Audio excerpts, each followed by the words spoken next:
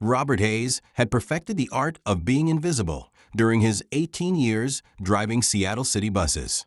Passengers came and went, most absorbed in their phones or thoughts, treating him as part of the city's transportation infrastructure. Hayes preferred it that way. No questions about his background, no discussions about his past.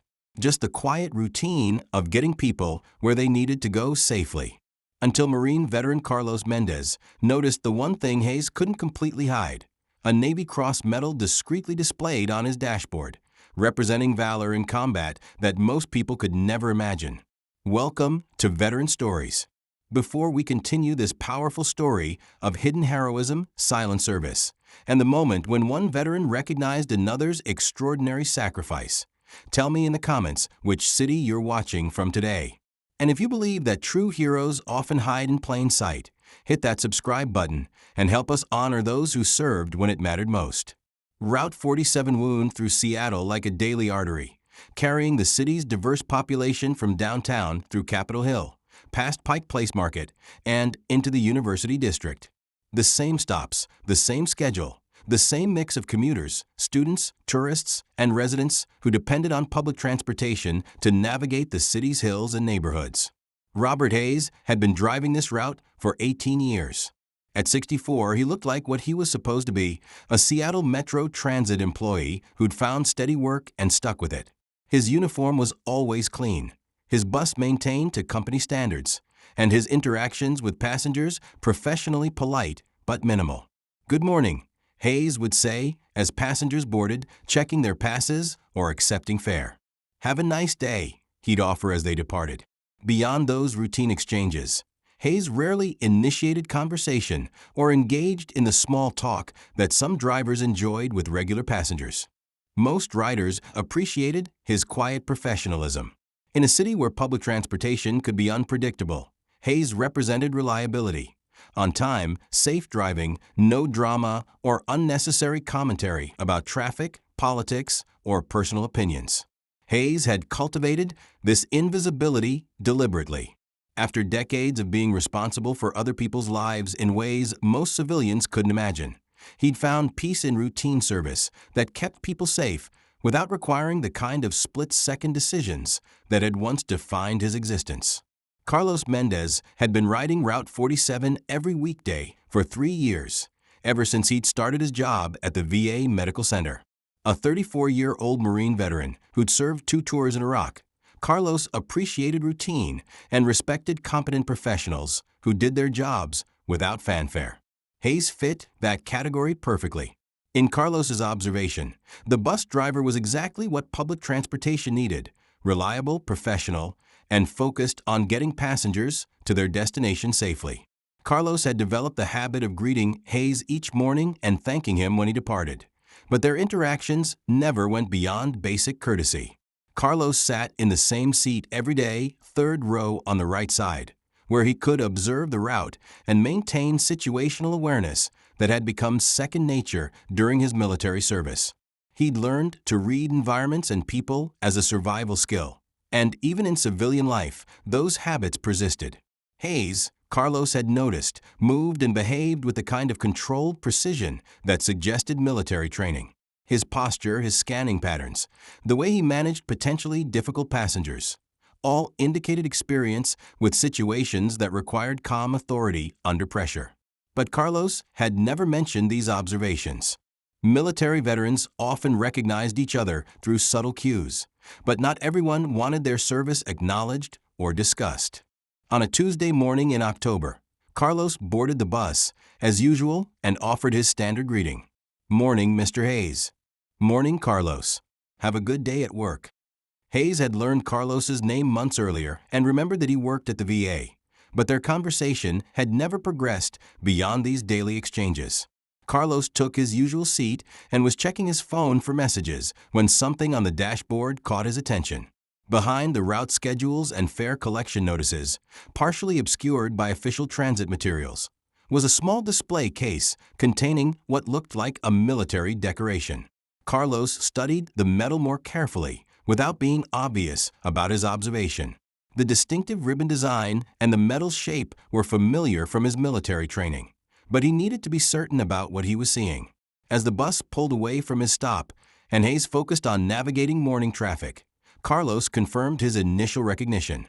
That was a Navy Cross, America's second highest military decoration for valor in combat.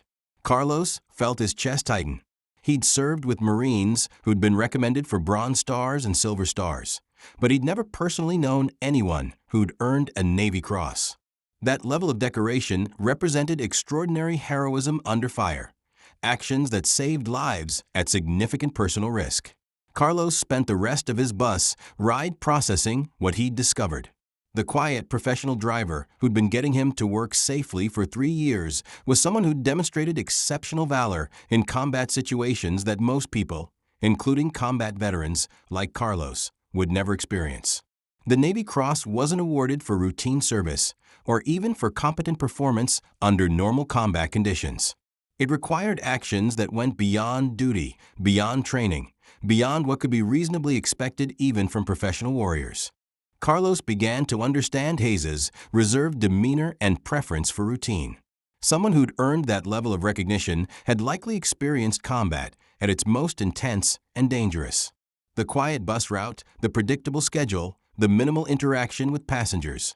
All of it made sense as the choice of someone who'd found peace in ordinary service after extraordinary circumstances. When Carlos reached his stop at the VA Medical Center, he thanked Hayes as usual, but with a new level of respect for the man behind the wheel. "Have a good day, sir." Hayes looked at him briefly, perhaps noting the slight change in tone, but simply nodded and opened the doors. That evening, Carlos found himself thinking about Hayes and the Navy Cross Medal. As a Marine veteran, Carlos understood military decorations and their significance, but he wanted to understand more about what earning a Navy Cross specifically meant. The Navy Cross was established in 1919 and ranked just below the Medal of Honor in terms of recognition for valor. Recipients had typically performed actions that involved extraordinary heroism in the face of great personal danger, often saving the lives of fellow service members at significant risk to themselves. Carlos researched recent Navy Cross recipients and found stories of Marines and Navy personnel who'd charged machine gun positions to save wounded comrades, single-handedly held off enemy attacks to protect evacuation operations, and performed other acts of heroism that read like fiction but represented real-world courage under the most extreme circumstances. Understanding this context made Carlos appreciate even more the quiet dignity with which Hayes conducted his daily work. Someone who'd performed at that level of heroism and received national recognition for it was now driving city buses and treating every passenger with the same respectful professionalism. The next morning, Carlos boarded Hayes's bus with a different perspective. He wanted to acknowledge what he'd discovered without violating Hayes's obvious preference for privacy about his military background. "Morning, Mr. Hayes." "Morning, Carlos." As Carlos moved toward his seat, he paused briefly. "Sir, I'm a Marine veteran. Iraq, 2009 to 2011. Hayes looked at him with more attention than usual. "Thank you for your service, Carlos. I noticed your Navy Cross yesterday. I wanted you to know that I understand what that represents." Hayes was quiet for a moment, his hand steady on the steering wheel as he navigated the morning route. Carlos waited, understanding that Hayes might prefer not to discuss his military background even with a fellow veteran. "Long time ago," Hayes said finally. "Not so long that it stopped meaning something." Hayes met Carlos's eyes in the rearview mirror. "Appreciate the respect, Marine." Carlos took a seat, understanding that Hayes had acknowledged both his recognition and his discretion. They didn't need to discuss details or share war stories. The mutual recognition was enough. Over the following weeks, Carlos and Hayes developed a deeper, but still reserved connection based on their shared understanding of military service.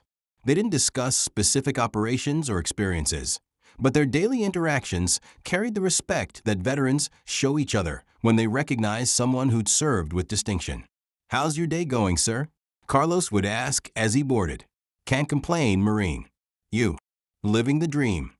Hayes would smile slightly at Carlos's response, a phrase that military personnel used to describe both genuinely good situations and ironically challenging ones.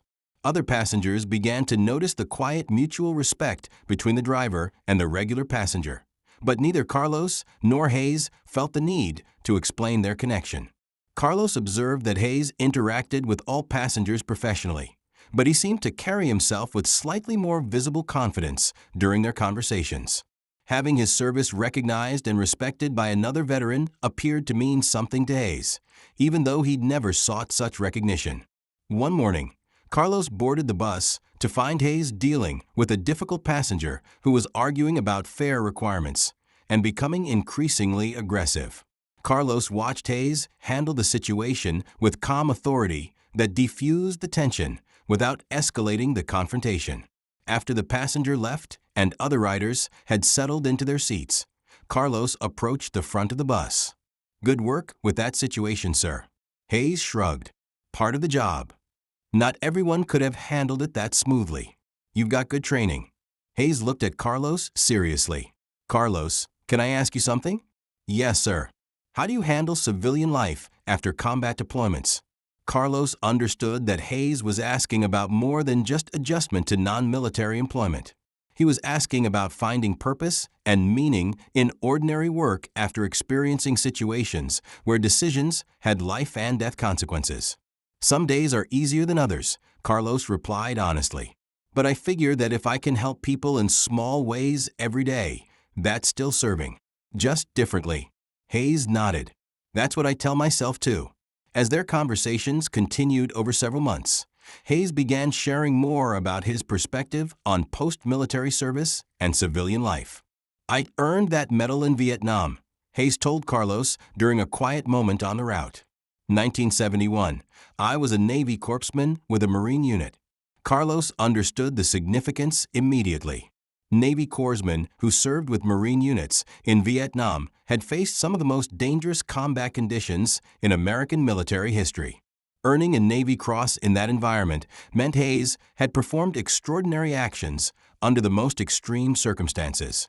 "What happened, if you don't mind me asking?" Hayes was quiet for several minutes, focused on driving.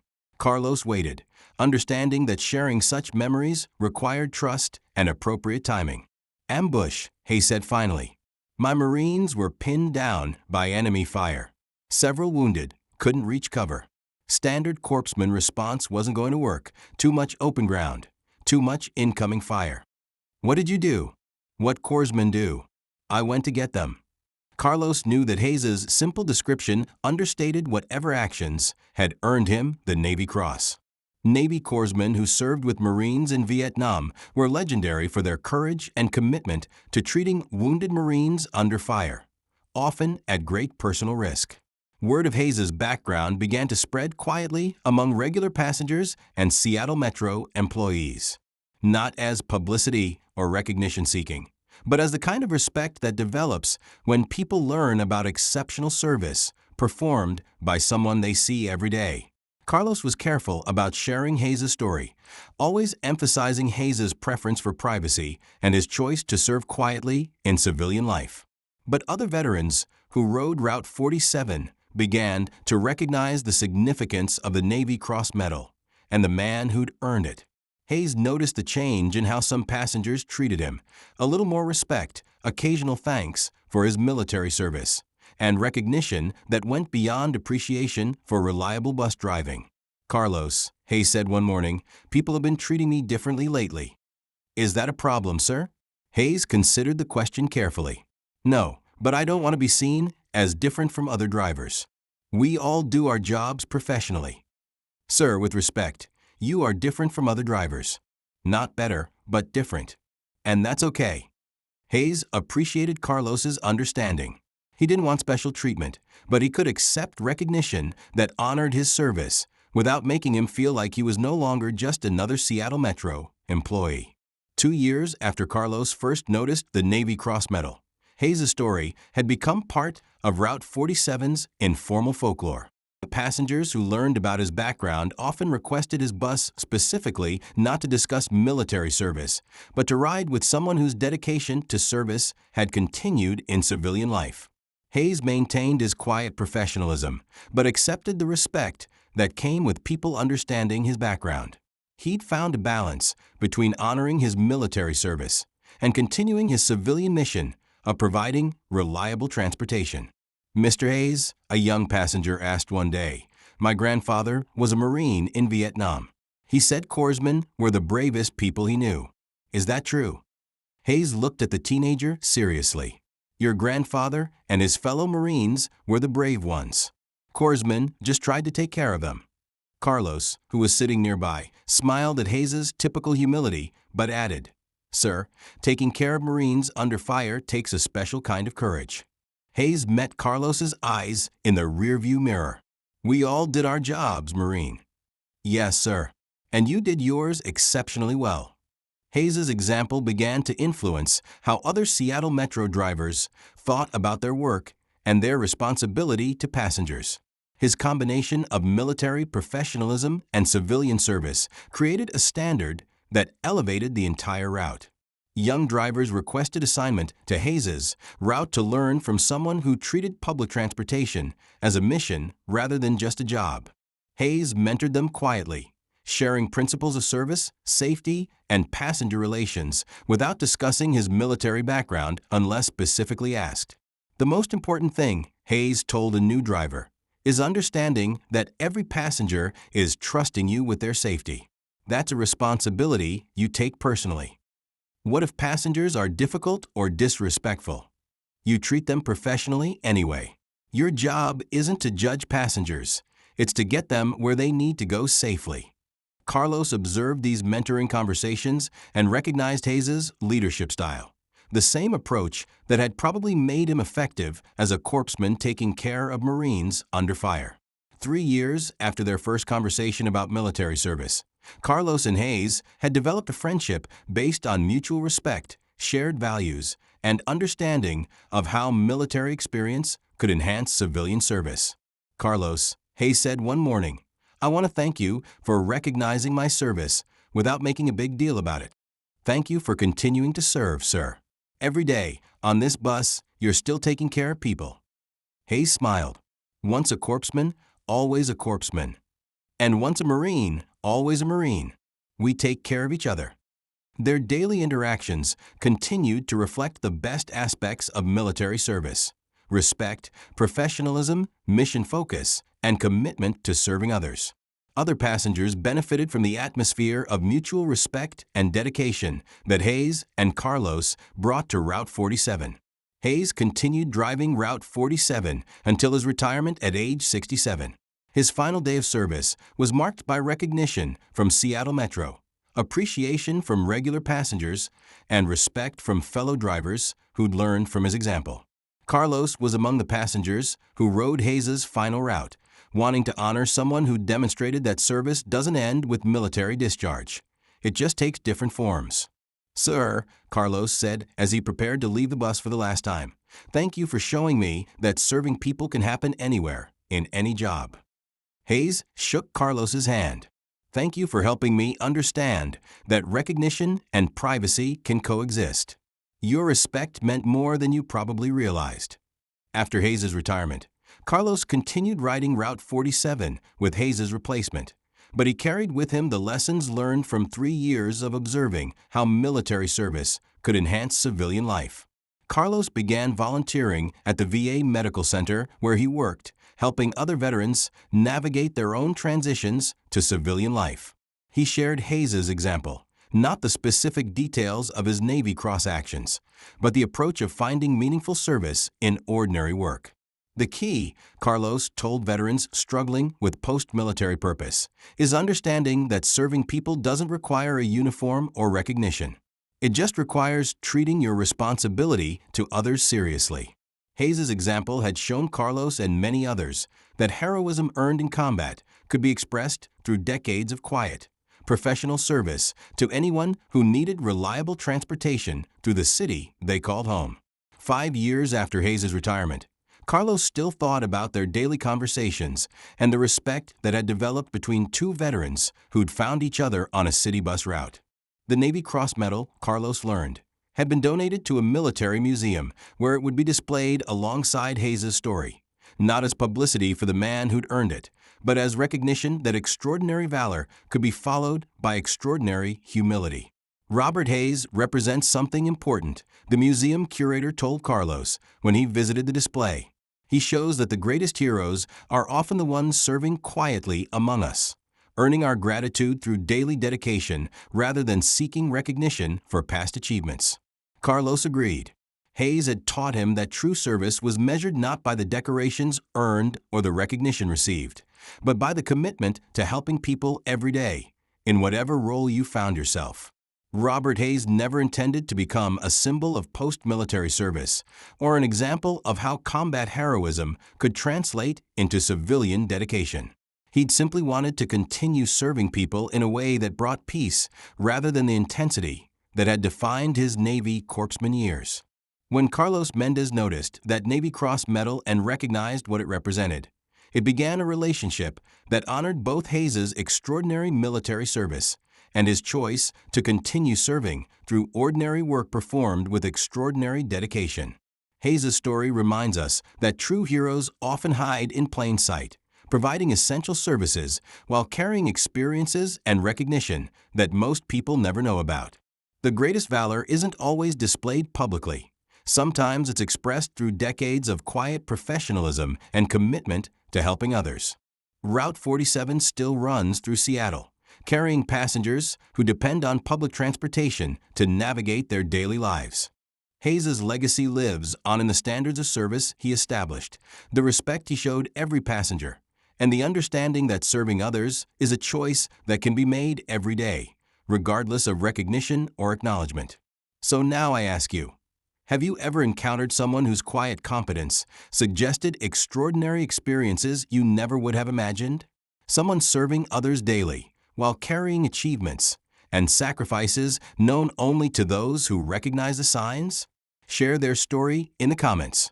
Tell us where you're watching from.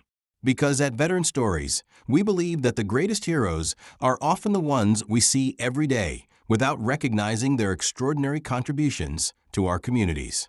Subscribe if stories like this matter to you.